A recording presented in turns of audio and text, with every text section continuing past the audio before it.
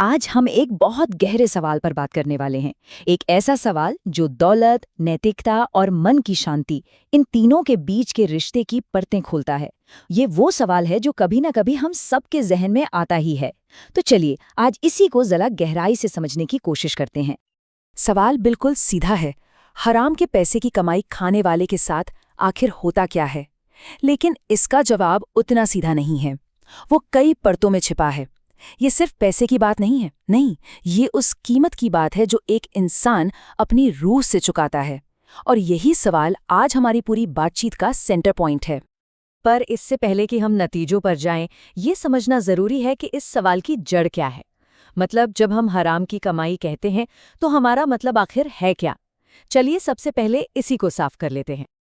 तो हराम की कमाई आखिर है क्या? बहुत आसान शब्दों में कहें तो ये वो दौलत है, वो पैसा या सामान है जो किसी को धोखा देकर, चोरी से, भ्रष्टाचार से या किसी भी गलत तरीके से कमाया गया हो। और ये सिर्फ पैसा ही नहीं है, ये कोई भी ऐसा फायदा हो सकता है जिसके लिए सही गलत को ताक पर रख दिया गया हो। अच्छा, तो अब बात करते हैं उन असर की जो बिल्कुल साफ साफ नजर आते हैं। वो कीमत जो दुनिया की नजरों में चुकानी पड़ती है। देखिए, गलत तरीके से कमाया हुआ पैसा कभी अकेला नहीं आता। वो अपने साथ लाता है एक न दिखने वाला बोझ, एक हर पल का डर कि कहीं पकड़े ना जाए, एक चिंता कि कहीं सब कुछ छिन ना जाए। कानून की तलवार तो खैर हमेशा सर पर लटकी ही रहती है। और शायद सबसे बड़ी कीमत चुकानी पड़ती है समाज का भरोसा खोकर, जहां हर कोई आपको शक की नज़र से देखता है और आखिर में इंसान बिल्कुल अकेला रह जाता है। लेकिन ये तो बस वो है जो ऊपर ऊपर से दिखता है। जो कीमत बाहर से नजर आती है ना, वो असल नुकसान का एक बहुत छोटा सा हिस्सा है। असली चोट तो कहीं ज्यादा गहरी होती है। अब आते हैं उस कीमत पर जो दिखती तो किसी को नहीं, पर अंदर ही अंदर इंसान को दीमक की तरह खा जाती है। ये वो बोझ है जो मन को तोड़ कर रख देता है। यहीं पर सबसे बड़ा विरोधाभास है। बाहर से देखने में सब कुछ है, महल जैसे घर, ऐशो आराम, लेकिन अंदर अंदर मन में सिर्फ एक खालीपन है, एक वीराना। जिंदगी एक अजीब सी कश्मकश और अपराध बोध में घिर जाती है, जहां सुकून की नींद बस एक सपना बनकर रह जाती है। पर शायद इन सबसे भी भारी कीमत है अपने ज़मीर का सौदा कर लेना। जब सही और गलत के बीच का फर्क ही मिट जाए तो इंसान दुनिया की नज़रों में चाहे कितना भी ऊपर उठ जाए, वो अपनी ही नज़रों में गिर जाता है।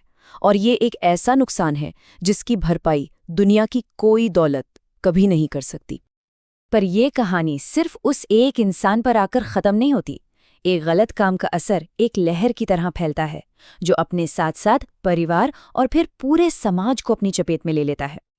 ये असर आप समझिए 3 लेवल पे फैलता है।